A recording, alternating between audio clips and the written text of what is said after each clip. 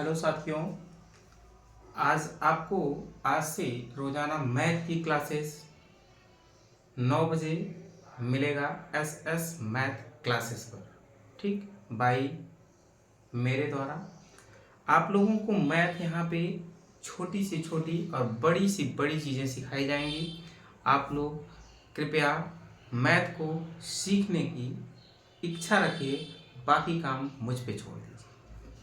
Math में कुछ special बातें हमने आपको शुरू करते हैं आज नंबर सिस्टम से। एकदम सीरियल वाइज सीरियल रोजाना आपको एक वीडियो मिलेगा और आप अच्छे से रोजाना पढ़ें। नंबर सिस्टम, संख्या पद्धति। नंबर सिस्टम, संख्या पद्धति। आज हम लोगों को पहला चैप्टर स्टार्ट करना है, नंबर सिस्टम संख्या पद्धति। अब इसके विषय में जानना है क्या कि नंबर और सिस्टम, नंबर माने क्या होती है संख्या, सिस्टम माने आप जानते हैं पद्धति, सिस्टम व्यवहारिक रूप से व्यवस्था। इसका मतलब हमको क्या करना है, नंबर को व्यवस्थित करना ही नंबर सिस्टम कहलाता है। अब नंबर आपके कितने होते हैं, आपके अंक जो होते हैं वो ऑलरेडी अंक आपके 10 होते हैं। कौन कौन, 1 2 3 4 5 6 7 8 9 और एक आपका 0, 10 अंक होते हैं। इस 10 अंक की सहायता से भारतीय प्रणाली के अनुसार इसे नंबर सिस्टम कहें या इसे एक और नाम दिया गया है दार्शनिक प्रणाली।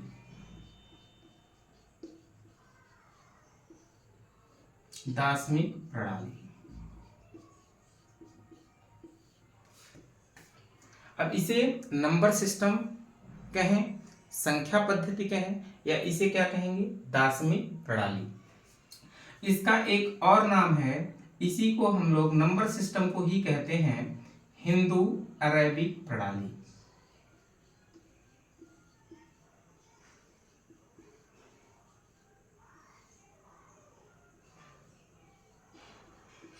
इसे क्या कहते हैं, हिंदू अरेबिक प्रणाली।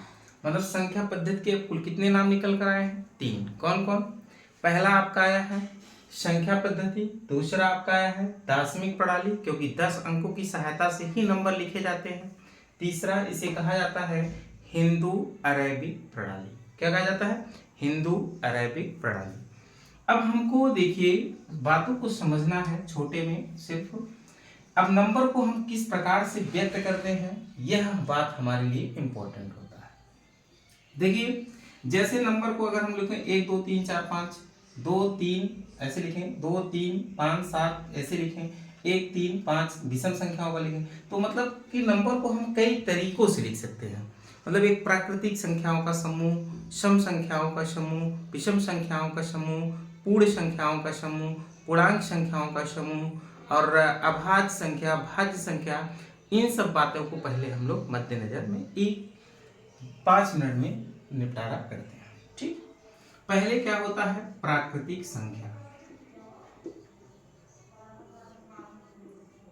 पहला हेडिंग प्राकृतिक संख्या। प्राकृतिक संख्या क्या होता है, आपको सिंपल से समझना है कि गिनने वाले सभी नंबर को हम लोग क्या कहते हैं, प्राकृतिक संख्या कहते हैं। बोलिए, गिनने वाले सभी नंबर को हम लोग क्या कहते हैं, प्राकृतिक संख्या कहते हैं। तो बताइए गिनती कहां से प्रारंभ होती है।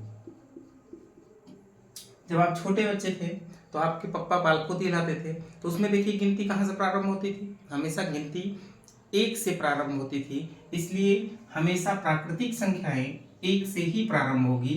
1 2 3 4 5 6 7 8 डॉट डॉट डॉट इनफाइनाइट, ये सभी क्या कहलाएंगे, प्राकृतिक संख्याएं कहलाएंगे। ठीक, अब इसके बाद इसका मतलब कि प्राकृतिक संख्याओं का शुरुआत बिंदु कहां से होगा, 1 से होगा। 1 से लेकर इनफाइनाइट तक आप जितनी भी संख्याएं गिन लें, सभी संख्याएं क्या कहलाएंगी, प्राकृतिक संख्या। ठीक, इसके बाद आपको समझना है प्राकृतिक संख्या के बाद पूर्ण संख्या। क्या समझना है, पूर्ण संख्या। अब पूर्ण संख्याएं क्या होती हैं, अगर प्राकृतिक संख्याएं हैं उसमें अगर आप शून्य लगाकर गिनो, 0 1 2 3 4 5 6 डॉट डॉट इनफाइनाइट, तो ये सब क्या कहलाएगी? पूर्ण संख्या। मतलब हमारी संख्याएं अब पूर्ण हो गई। मतलब कि प्राकृतिक संख्या 1 से शुरू होगी और पूर्ण संख्याएं 0 से शुरू होंगी। मतलब प्राकृतिक संख्या में अगर 0 लगा दिया जाए तो वो क्या कहलाएगा? पूर्ण संख्या है। इसके बाद आती है बात आपकी पूर्णांक की।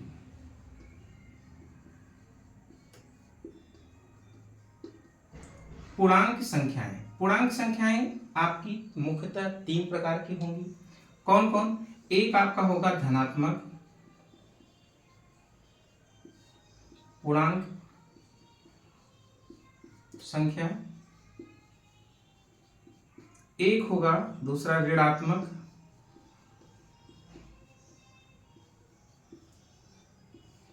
पूर्णांक संख्या, तीसरा आपका होगा शून्य पूर्णांक संख्या।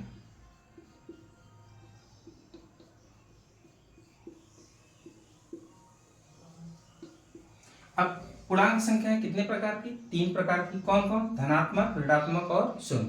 जैसे एक ग्राफ पे हम लोग समझते हैं, ये आपका ग्राफ है, यहाँ पे मान लेते हैं 0, इधर प्लस की तरफ जाएंगे, +1 +2 +3 +4 +5 डॉट डॉट डॉट इनफाइनाइट, इधर -1 -2 -3 -4 डॉट डॉट डॉट इनफाइनाइट।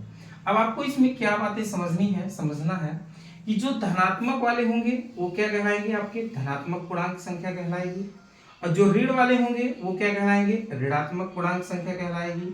और जो शून्य है यह एक आप में खुद एक पूर्णांक संख्या है, इसलिए यह क्या कहलाएगी? शून्य पूर्णांक संख्या।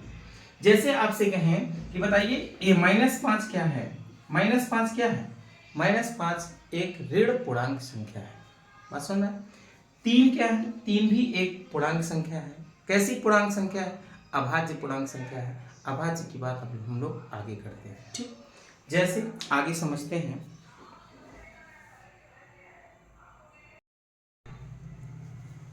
कहां तक हम लोग सीखे थे? भाज्य संख्या। आगे पूर्णांक हो गया। पूर्णांक के बाद आता है सम संख्या का। किसकी बात आती है? सम संख्या। सम संख्या क्या है? यहाँ पे आप ध्यान से समझें। जैसे सम संख्या का मतलब है कि ऐसी संख्याएं जो 2 से पूरा पूरा विभाजित हो जाए, मतलब 2 से पूरा पूरा कट जाए या विभाजित हो जाए या भाज्य हो जाए, विभाजित हो जाए, उसे हम लोग क्या कहते हैं? सम संख्या।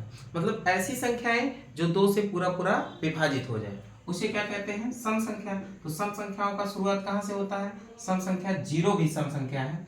0 2 4 6 8 10 12 14 16 18 डॉट डॉट डॉट इनफाइनाइट। मतलब कि सम संख्याएं वे संख्याएं होती हैं जो 2 से पूरा पूरा विभाजित हो जाए। सम संख्या के बाद आता है बात विषम संख्या। विषम संख्या क्या है? जरा इस पे हम लोग गौर करते हैं। ऐसी संख्याएं जो 2 से पूरा पूरा विभाजित ना हो,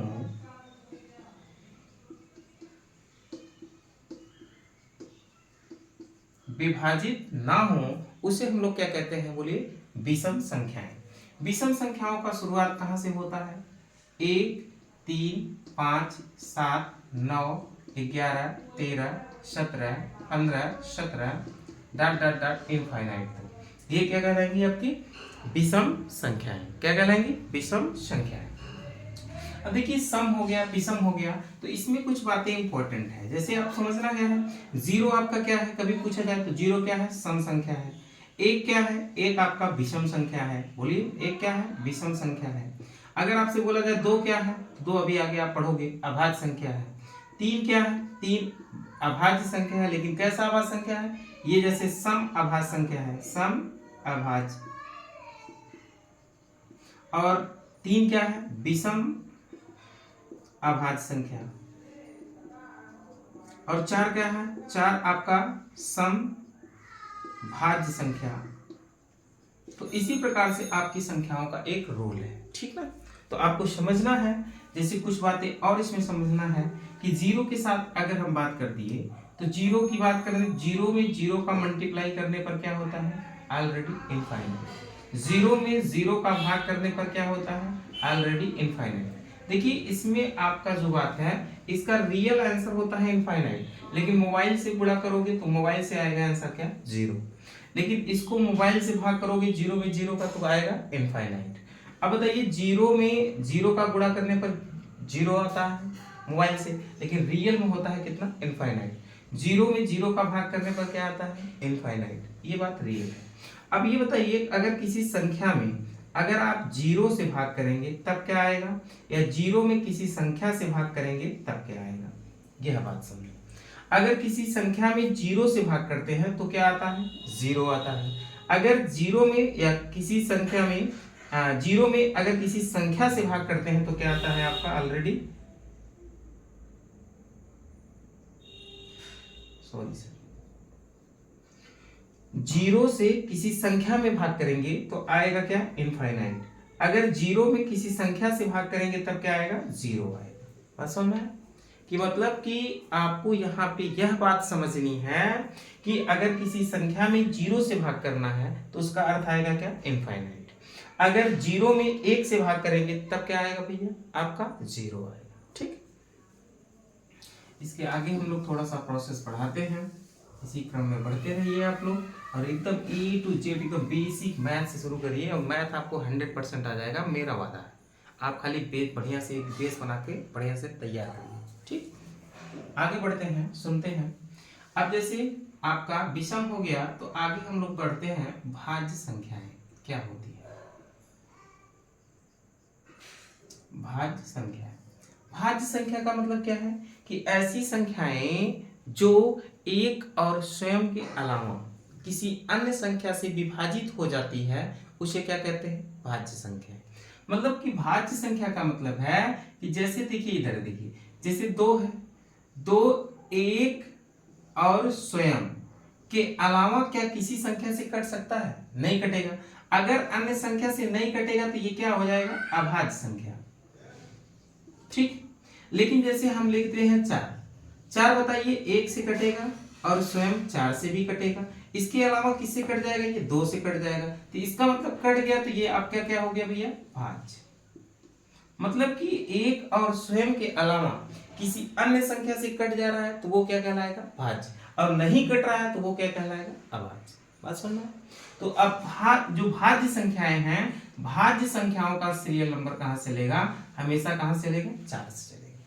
4 होगा, 6 होगा, और 8 होगा, 9 होगा, 10 होगा, 12 होगा, 14 होगा, 15 होगा, डॉट डॉट डॉट इनफाइनाइट। ये सभी संख्या क्या कहलाएंगी, भाज्य संख्या।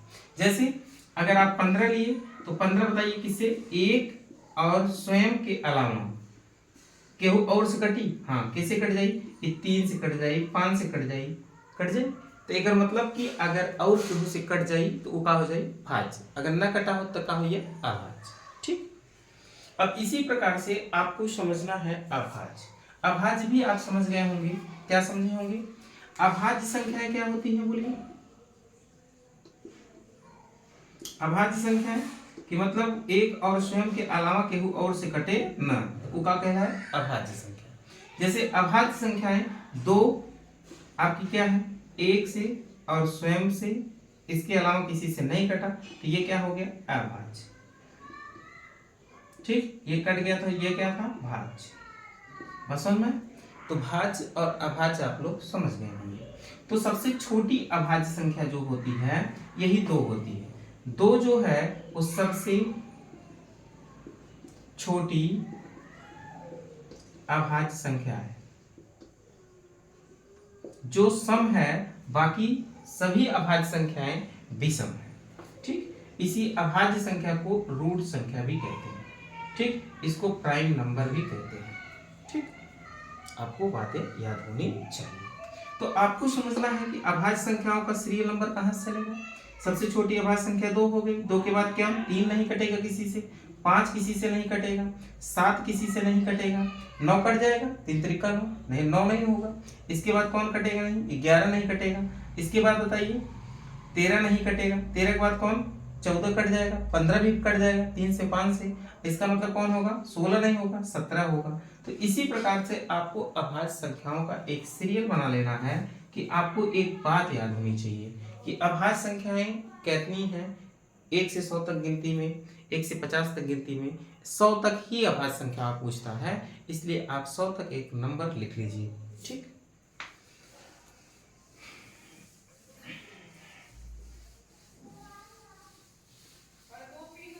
लिखिएगा। जैसे आपको याद होना चाहिए 1 से 100 तक गिनती में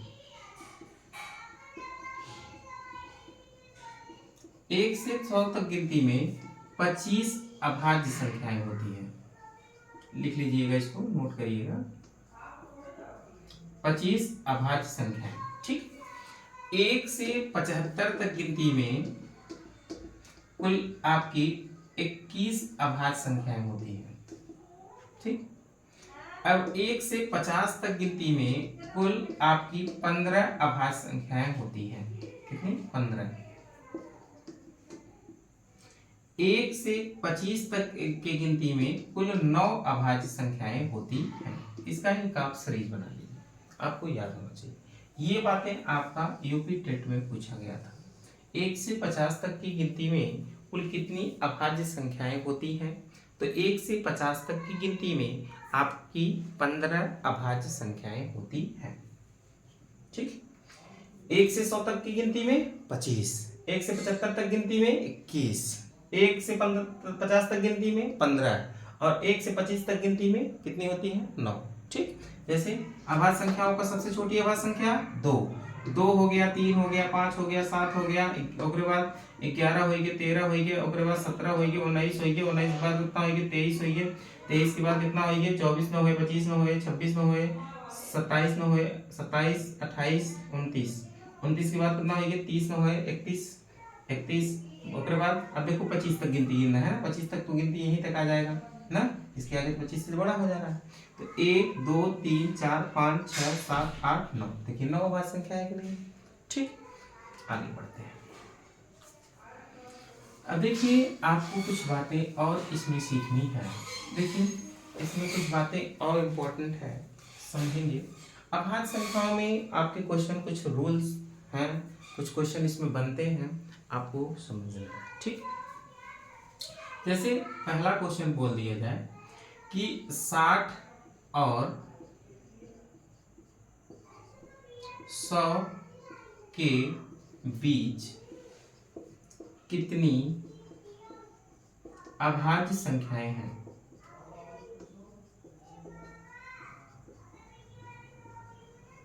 अगर ये क्वेश्चन आ जाए तो आप बताइए करेंगे क्या?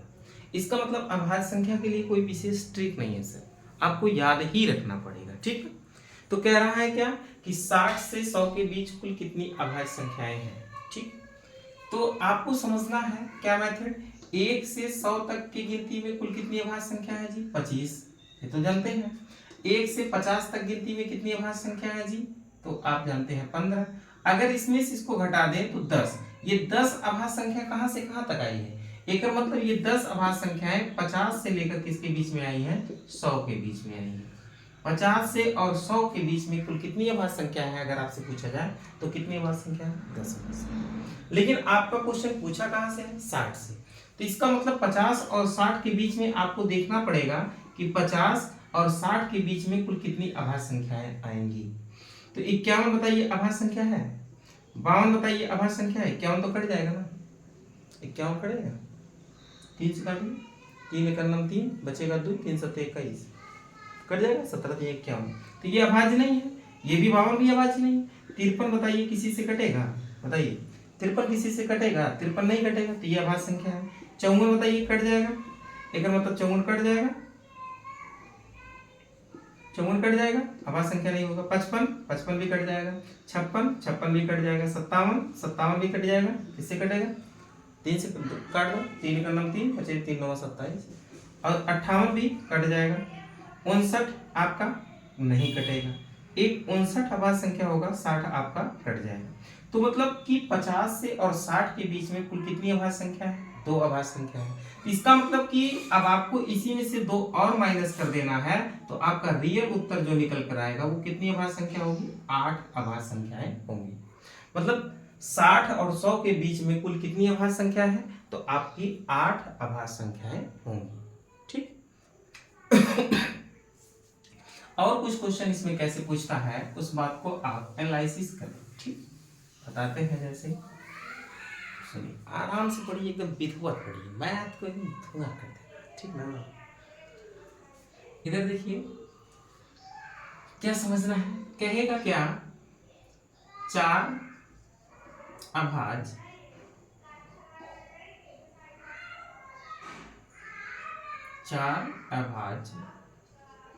संख्याएं हैं, चार अभाज्य संख्याएं हैं जिनमें प्रथम तीन का गुणनफल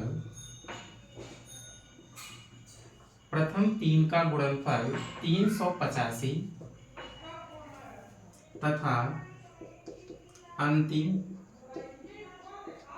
तीन का गुणनफल 1001 है, तो सबसे बड़ी अभाज्य संख्या बताइए। ये आपका क्वेश्चन बने, तो बताइए इस क्वेश्चन को आप कैसे डील करेंगे। कह रहा है, बातों को आप अच्छे से समझें और सोचें ये क्या कह रहा है, क्वेश्चन कैसे बने। कह रहा है कि चार अभाज्य संख्याएं हैं जिनमें प्रथम तीन का गुणनफल 385 तथा अंतिम तीन का गुणनफल 1001 है, तो सबसे बड़ी अभाज्य संख्या बताएं। अब सोचो, क्वेश्चन आपके सामने है तो आपको अभाज्य संख्या भी पता है, लेकिन आपको दिमाग थोड़ा सा यूज करना है। क्या करना है, अब आपको अभाज्य संख्या दिया है। अभाज्य संख्या का मतलब क्या, कि यह संख्याएं एक और स्वयं के अलावा केहू और संख्या से विभाजित न हो। जैसे हम कहें कि दो अभाज्य संख्या आपके पास 3 और 5 है, तो इनका गुणनफल करेंगे तो 5 3 15 है। इसका मतलब ये गुणनफल आया है ना, ये सिर्फ 3 से ही कटेगा और 5 से ही कटेगा, इसके अलावा किसी अन्य संख्या से विभाजित नहीं होगा। तो यहां पे सबसे अच्छी बात निकल कर आई क्या, कि अभाज्य संख्याएं सिर्फ स्वयं से ही कटती हैं, इसके अलावा अन्य संख्या से इसका गुणनफल कभी नहीं कटेगा। बात समझ में, कि अभाज्य संख्याओं का जो गुणनफल होगा भाया, वो भी किसी से नहीं कटेगा, सिर्फ उसी अभाज्य संख्या से कटेगा, बाकी किसी से नहीं कटेगा। बात समझ में, तो इसका मतलब भाया कि प्रथम तीन का जो गुणनफल है, तो इसका मतलब पहली, दूसरी और कितनी, तीसरी, ये तीनों संख्याएं सिर्फ स्वयं 385 से काटेंगी, नहीं तो नहीं काटेंगी, नहीं कोई नहीं काटेगा। तो 385 का अगर आप गुणनखंड करेंगे तो इसका मतलब 5 है लास्ट में, तो किससे कटेगा, 5 से कटेगा। तो 5 से काटिए, 5 सते 35 बचेगा, 5 सते 35, अब किससे कटेगा, अब 7 से कटेगा। 7 एकम 7, 7 एकम 7, अब किससे कटेगा, 11 से कटेगा, 11 एकम 11।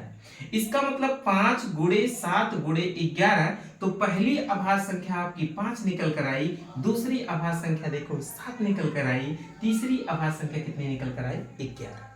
तो अब आपको कह रहा है कि अंतिम तीन का गुणनफल, मतलब चार अभाज्य संख्या है ना, पहली, दूसरी और तीसरी और चौथी, इनमें कह रहा है कि पहली तीन का तो बात हो गई भाया, लेकिन अंतिम तीन की बात कर रहा है।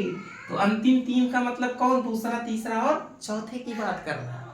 तो दूसरे की बात अगर हम करें, तीसरे की बात हम अगर करें और चौथे की अगर हम बात करें, इसका गुणनफल कितना दिया है, 1001। तो दूसरा है इसमें ना, तो अभाज्य संख्या दूसरे का मान कितना आया, 7, तो इसका मतलब ये पक्का 7 से कटी, और तीसरे का मान 11, तो मतलब पक्का 11 से कटी, तो चौथा अपने आप निकल कर आई कि नहीं।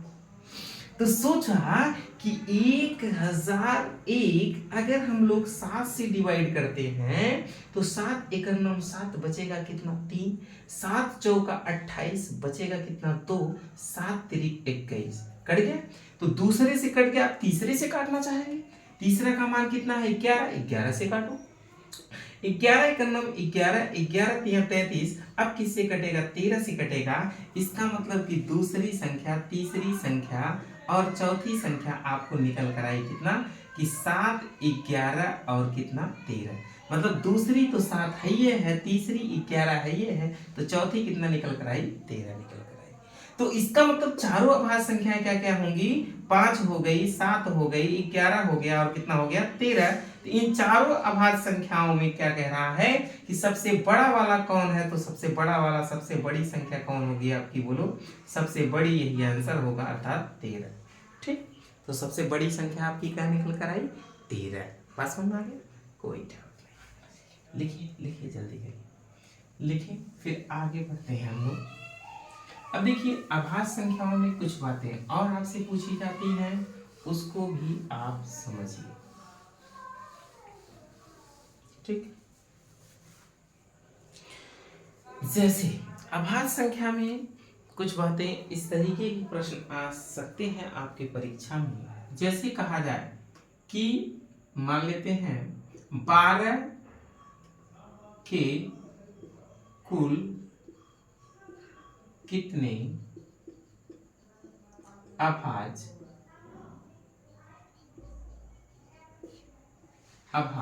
खंड हैं? अब बताइए, ये क्वेश्चन आपके लिए इंपॉर्टेंट हो गया। 12 के कुल कितने अभाज्य गुणनखंड हैं? सोचो और बनाओ।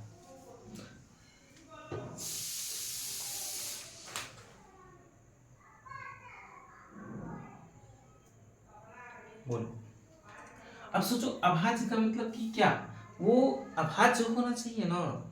तो बताइए, अभाज्य मतलब 12 से, भैया इसमें 12 के कितने फैक्टर है कि जो अभाज्य है? जैसे 2 से काटेंगे 2 तो अभाज्य है ना, 2 छम 12, फिर 2 से काटेंगे 2 तिहाई 6, फिर 3 से काटेंगे 3 एक नम 3। तो इसके कुल कितने अभाज्य आए? एक आपका 2 आया, फिर एक आपका 2 आया, फिर एक आपका कितना आया? 3। तो इसके अभाज्य खंड कुल कितने होंगे? 3 होंगे। अर्थात आप इसको ऐसे भी सजा सकते हैं कि 2 की पावर 2 और 3 की पावर 1। तो अभाज्य खंड निकालने के लिए, अभाज्य खंड निकालने के लिए आपको क्या करना है कि इनके घात को ऐड कर देना है, घात को जोड़ना है, घात जोड़। तो घात जोड़ का मतलब इसका घात कितना है? 2 और इसका घात कितना है? 1। अर्थात कुल अभाज्य खंड कितने आएंगे जी? 3। कितने आएंगे? 3। तो 12 के कुल कितने अभाज्य खंड हैं? 3 अभाज्य खंड हैं। ठीक, इसी प्रकार से आप लोग एक क्वेश्चन बना लीजिए। ये आपके क्वेश्चन पूछा गया है परीक्षाओं में। 1080 लिखें, 1080 में कितने अभाज्य खंड हैं? में कितने अभाज्य खंड हैं? बनाइए क्वेश्चन, कितने अभाज्य खंड हैं? बन जाएगा, सबका बन जाना चाहिए। आंसर भी बोल दें, आंसर लिखें। पहला आंसर 6, दूसरा आंसर 7, तीसरा आंसर 9, चौथा आंसर अनोठी। बोलिए, आंसर दीजिए, सबका बनना चाहिए, बनना चाहिए। क्या करना है? अभाज्य खंड निकालने के लिए आपको सबसे पहले 1080 का गुणनखंड करना है। तो 2 से डिवाइड करो, 2 पचे 10, 2 चौका 8, फिर 2 से डिवाइड करो, 2 दूनी 4, 2 सते 14, फिर 2 से डिवाइड करो, 2 एक अन्नम 2, 2 तिहाई 6, 2 पचे 10। अब किससे डिवाइड होगा? 3 से। 3 चौका 12, 3 पचे 15। अब किससे डिवाइड होगा? 3 से। 3 एक अन्नम 3, 3 पचे 15। अब 15 आ गया, 15 किससे डिवाइड होगा आपका? 3 से डिवाइड होगा, 3 पचे 15। अब 5 किससे डिवाइड होगा? 1 से। तो इसका मतलब है कि इसको अगर आप घात के रूप में सजाना चाहें तो कितना लिख सकते हैं जी? 1 2 3, मतलब 2 की पावर 3 गुणे, ऐसे भी गिन सकते हो ना, 1 2 3 4 5 6 7। कितने अभाज्य खंड है जी? 7। आंसर लगा देंगे, कोई दिक्कत नहीं है। और अगर घात के रूप में सजाना चाहे तब भी सजा सकते हैं। 2 कितनी बार है? 3 बार है। 3 कितनी बार है? 3 बार है। और 5 कितनी बार है? 1 बार है। तो अब इनके घात को भी जोड़ लो, 3 + 3 + 1, तो 3 3 6 1 कितना हो जाएगा? 7। अर्थात कुल कितने अभाज्य खंड होंगे? 7 अभाज्य खंड होंगे। ठीक, कभी कभी आपका क्वेश्चन इसी रूप में एक पूछ देता है घात वाला, तो घात वाला कैसे बनाते हैं उसको भी एक आध क्वेश्चन का निपटारा कर लो। इसको पहले लिख लो आप लोग अच्छे से, बढ़िया से डाउनलोड करें। Very good. अगर क्वेश्चन ऐसे दे दिया जाए 18 की पावर 43 में कितने अभाज्य खंड हैं,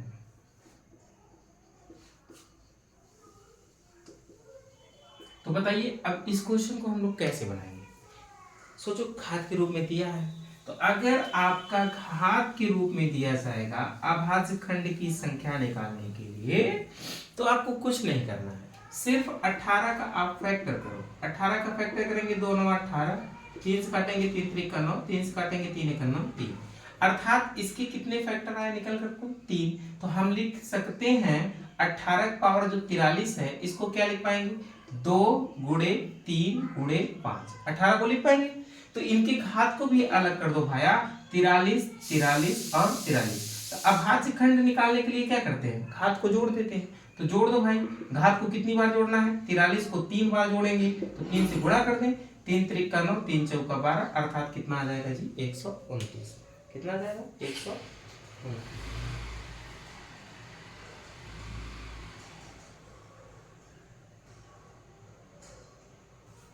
ठीक, बात समझ में आ गया, कोई दिक्कत नहीं। एक क्वेश्चन अब आप लोग बना लो, फिर हम आगे बढ़ जाए। लिखें 84 की पावर 43, यही बनाइए। इसके आंसर हम आपको दे दे रहे हैं 672, 572, सी ऑप्शन 148, डी ऑप्शन 90। बोलिए जल्दी करिए, जल्दी करें।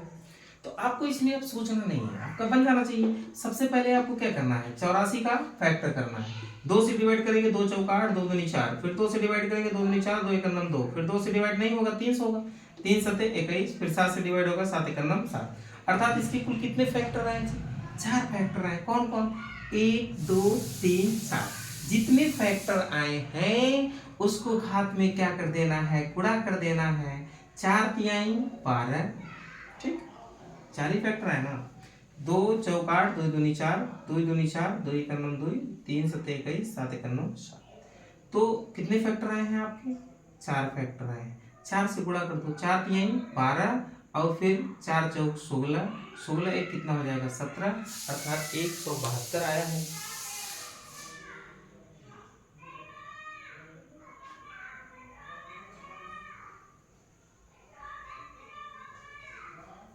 ठीक, तो इसमें आपका कोई आंसर सही नहीं है, अर्थात NOT इसका आंसर होना चाहिए था कितना, 172। ठीक, वेरी गुड, कोई डाउट होना भी नहीं चाहिए। ठीक, अब आप लोग बना लेंगे, हमको पूर्ण विश्वास है।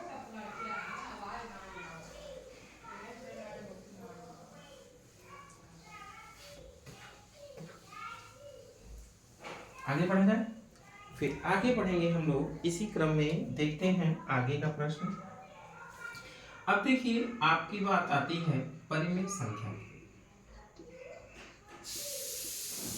किसकी बात आएगी, परिमित संख्या की।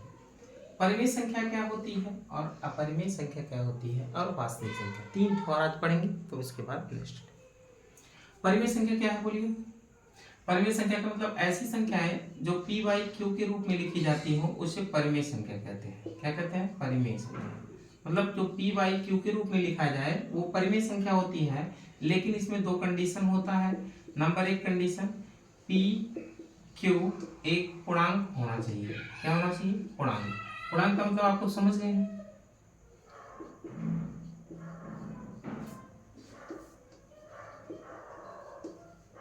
पी क्यू एक पूर्णांक होना चाहिए। और दूसरा कंडीशन इसमें है क्यू नॉट इक्वल टू 0, मतलब क्यू की वैल्यू 0 नहीं होनी चाहिए। और जितनी भी आपकी संख्याएं हैं, मतलब p बाई क्यू का मतलब भिन्न, भिन्न के रूप में जितनी भी संख्याएं हैं सभी संख्याएं क्या कहलाएंगी, परिमेय संख्या। जैसे 1/2, 3/5, 7/11, 2/3, कुछ भी लिखो, 7/13 और उसके बाद 18/23, ये सभी संख्याएं क्या कहलाएंगी? आपकी परिमेय संख्याएं। मतलब ऐसी संख्याएं जो p बाई q के रूप में लिखी जाए, लेकिन q आपका 0 नहीं होना चाहिए, तो वो आपकी क्या कहलाएंगी? परिमेय संख्या। जैसे अगर 5 बटे यही 0 लिख दें तो यह आपकी परिमेय संख्या नहीं होगी, क्योंकि इसको भाग करने पर क्या आएगा? इनफाइनाइट आएगा, इसलिए यह परिमेय संख्या नहीं होगी। ठीक। और परिमेय संख्या क्या होती है कि दशमलव वाले, जिससे 2.3, अगर ये क्या है? ये भी आपकी परिमेय संख्या है, क्योंकि इसको आप लिखोगे तो 23 बटे कितना लिख दोगे? 10 भिन्न के रूप में लिख दोगे तो परिमेय संख्या। ठीक। अगर दशमलव के बाद जैसे 1.576 ऐसा लिखा गया है तो भी क्या है? परिमेय संख्या है, क्योंकि इसको आप ऐसे लिख पाएंगे, क्या लिख पाएंगे? 1576 बटे 1000 लिख पाएंगे। ये भी आपकी क्या हो जाएगी? परिमेय संख्या। ठीक।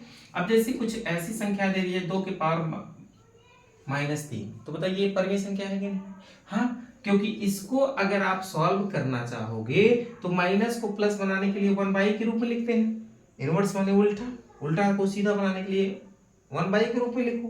तो 1/, का मतलब 2 के पावर कितना हो जाएगा? 3। तो 2 के पावर 3 का मतलब 2 दूनी 4 दूनी कितना हो जाएगा? 8, अर्थात 1/8 ये आपका क्या आ गया? परिमेय संख्या।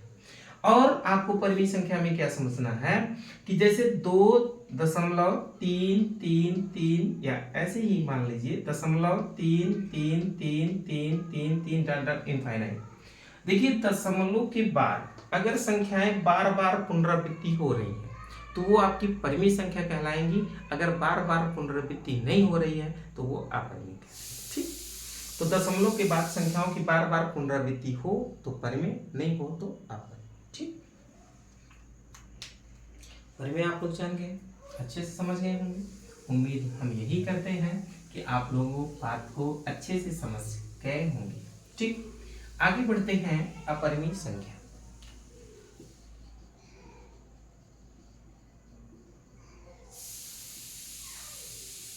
अपरिमेय संख्या क्या है, जरा इस पे हम लोग गौर करते हैं। अपरिमेय संख्या का मतलब ऐसी संख्याएं जो p बाई q के रूप में नहीं लिखी जाती हो, मतलब p बाई q के रूप में न लिखी जाती हो, वो आपकी क्या कहलाएंगी? अपरिमेय संख्या। अब सोचो कि आप अपने दिमाग से कि कौन सी ऐसी संख्या है जो p बाई q के रूप में नहीं लिखी जाती। सोचो, तो आपको समझना है, इसमें समझने के लिए आपको सोचना पड़ेगा। तो अब आपको यहाँ पे यह समझना है कि अपरिमेय संख्याएं जिसका वर्गमूल आसानी से ना निकले, वर्गमूल ज्ञात ना हो आसानी से, ठीक ना, करड़ी हल ना हो, मतलब वर्गमूल ज्ञात ना हो, और जिसका घात भिन्नात्मक, ऋणात्मक हो, हल ना हो। समझ, मतलब कि जिसका वर्गमूल अज्ञात ना हो सही से, आसानी से। ठीक ना। जैसे देखिए कहने का मतलब क्या कि जिसका वर्गमूल ज्ञात ना हो आसानी से, जैसे √4 इसका तो आसानी से निकल जाएगा, 2 दूनी 4, लेकिन √5 निकाल लेगा आसानी से, निकाल पाएगा, तो ये क्या हो गया? अपरिमेय हो गया। और √4 क्या हो गया? परिमेय हो गया। तो यही बात समझना है कि जिसका रूट आसानी से ज्ञात ना हो, जिसका घात जो है वो ऑलरेडी भिन्नात्मक और ऋणात्मक हो, तो ये संख्या है आपकी क्या कहलाएगी? अपरिमेय संख्या। जैसे और आपके लिए इसमें इंपॉर्टेंट है पाई, एक ऐसा सिंबल है, ये ऑलरेडी अपरिमेय संख्या है। क्या है? अपरिमेय संख्या। परीक्षा में यही शब्द ज्यादा पूछा जाता है कि पाई। पाई क्या है? पाई एक अपरिमेय संख्या है, लेकिन पाई के मान को अगर हम कहें कि 22/7 क्या है, तो पाई का मान जो होता है वो परिमेय संख्या होता है।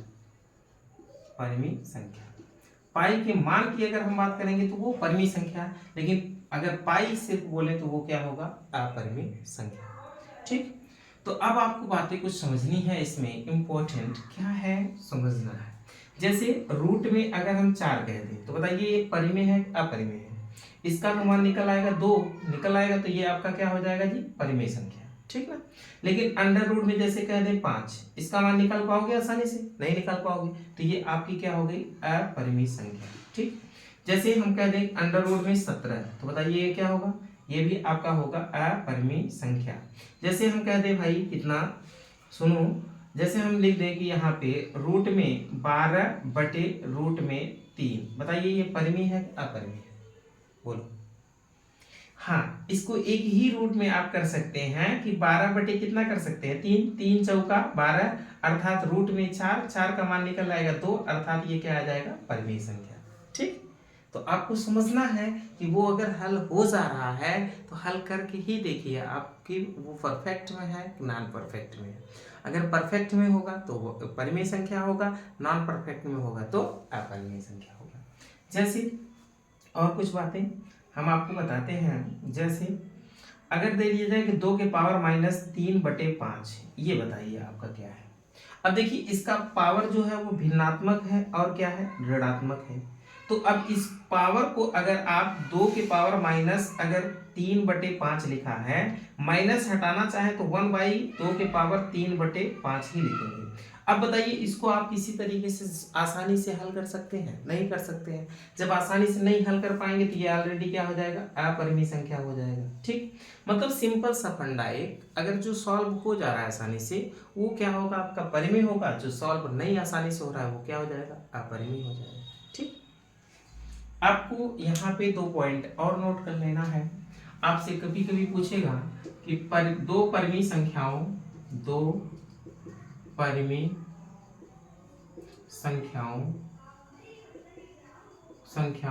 के बीच अनंत परिमेय संख्याएं होती है। ये बात आप याद रखो कि दो परिमेय संख्याओं के बीच अनंत परिमेय संख्याएं होती हैं। अगर दो परिमेय संख्याएं के बीच, जैसे सुनिए थोड़ा सा सिंपल हो, इसको डिलीट कर दें, आप लोग लिख लिए होंगे, उम्मीद मेरा यही है। आप लोग नोट एकदम विधिवत करते रहिए, एकदम वीआईपी पढ़िए। हम जानते हैं कि मैथ को हम इस बार चालू किया ना, घर का मचा देंगे। खाली आप बढ़िया से नोट पढ़िए, कौनो परीक्षा आगे अगर न टकराए ना तो बताया दे, टकराए सेम टू सेम, गारंटी मेरी हो, सेम टू सेम। अगर मिस हो गया ना, यूट्यूब चैनल डिलीट कर देंगे।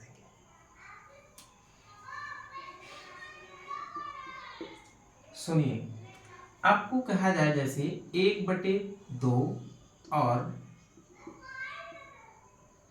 1/3 के बीच 5 परिमेय संख्या बताइए।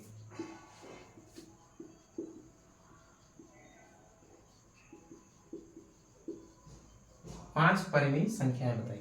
तो बताइए अगर इसके बीच में परिमेय संख्या निकालना है तो आप इसके बीच में कैसी परिमेय संख्या निकालेंगे, जरा गौर करें। ठीक, जैसे अब इसके बीच में परिमेय संख्या निकालना है तो अब आपको देखना है 1/2 और पूछा जा रहा है किसके भाई, 1/3 के बीच कितनी परिमेय संख्या, 5 परिमेय संख्या।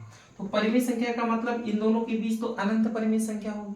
अब अनंत में से थोड़ी ना सब आंसर दे देगा, कुछ ऐसा खास होगा जिनको आंसर देगा। तो आपको समझना क्या है कि दो परिमेय संख्या के बीच अनंत परिमेय संख्या होती है, लेकिन इसने 5 ही पूछा है और जो पूछा होगा वही आंसर देगा। और लिखने का तो थोड़ी ना सब कुछ लिख देगा, अनंत तक कोई आंसर मिल सकता है। अब ऐसा भी नहीं होगा, तो कुछ इसके रूल्स होंगे जो आपको उन्हीं 5 पे ले जाएंगे जो 5 आंसर में आपको दिए गए। ठीक है, अब देखो समझना क्या है, आपकी कितनी परिमेय संख्या पूछा जा रहा है जी, 5 परिमेय संख्या। 5 पर जितनी परिमेय संख्या पूछा जाए उसमें आप अपने आप से एक ऐड करो। कितना ऐड करो, 1। 5 पूछा जा रहा है परिमेय संख्या, 1 अपने आप से ऐड करो, अर्थात कितना निकल कर आएगा, 6। अब 6 से दोनों के अंश और हर में मल्टीप्लाई कर दो। ठीक, 6 का नम 6, 6 दूनी 12। ठीक, इधर गुणा करो, 6 का नम 6 और 6 3 18 हो गया। अब देखो आपके बीच की परिमेय संख्या निकल आई है, जरा ध्यान दीजिए। 6 की पावर 12 के बाद क्या आता है, 6 की पावर 13, 6/13, 6/14, 6/15 और 6/16 और 6/17। देखो 5 परिमेय संख्या निकल कर आई कि नहीं है, 5 आ गई, अर्थात यही पांचों आपके आंसर में देखने को मिलेंगे। ठीक, अगर एक परिमेय संख्या पूछे तो आप दोनों को जोड़कर 2 से भाग कर दो तो परिमेय संख्या मध्य परिमेय संख्या निकल कर आएगी। ठीक, कोई दिक्कत नहीं। अगर एक पूछे एक परिमेय संख्या, एक परिमेय संख्या के लिए क्या करना है, दोनों को ऐड करके 2 से भाग दे देना है, तो एक परिमेय संख्या निकल कर आएगी। ठीक, कोई डाउट नहीं होना चाहिए इसमें। और बातें हैं, अगर जैसे इनके हर समान ना हो तो पहले हर को समान करेंगे। जैसे यहाँ पे देखिए आपके क्या करना है, अगर जैसे मान लेते हैं सपोज दैट, क्या मान लें कि जैसे अगर इसमें हम लोग थोड़ी सी 1 मिनट रुक जाएंगे, अंश समान है तो कोई दिक्कत नहीं। अगर अंश समान ना हो तब के लिए क्या होता है, और हर समान ना हो तब के लिए क्या होता है, जैसे देखिए सुनिए, एक को बता देते हैं, सुनिए सुनिए। जैसे अगर आपको ऐसा दे दिया जाए कि 2 और 3 के बीच 5 परिमेय संख्याएं, 2 और 3 के बीच 5 परिमेय संख्या है, तो आप बताइए कैसे निकालेंगे। 5 नहीं बल्कि 7 कह देंगे, 6 कह देंगे, 6 कह देंगे। ठीक, तो कैसे निकालेंगे, अब देखिए 2 बटे कितना 1 कर दो, 3 बटे कितना कर दो 1। अब जितनी परिमेय संख्या पूछा है उसमें हमेशा 1 ऐड कर देना है, 6 कितना हो जाएगा 7। अब इसमें गुणा कर दो,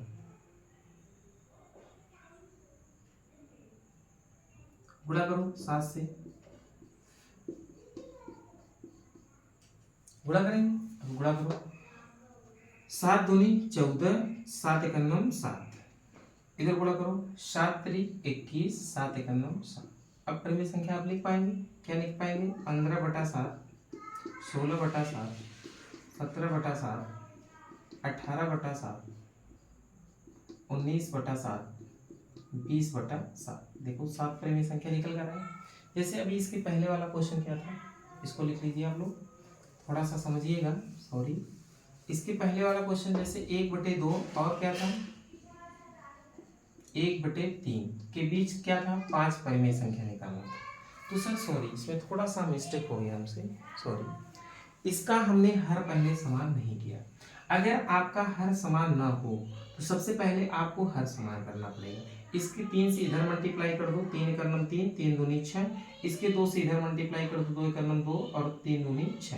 अब देखिए दोनों का हर समान है ना। अब जितनी परिमेय संख्या पूछा है उसमें 1 ऐड करो, तो 5 1 6। अब दोनों तरफ 6 से मल्टीप्लाई कर दो, ठीक ना, 6 से अंश और हर में मल्टीप्लाई कर दो। अब मल्टीप्लाई करो, 6 3 कितना हो जाएगा 18 बटे 6 के 36, इधर हो गया 6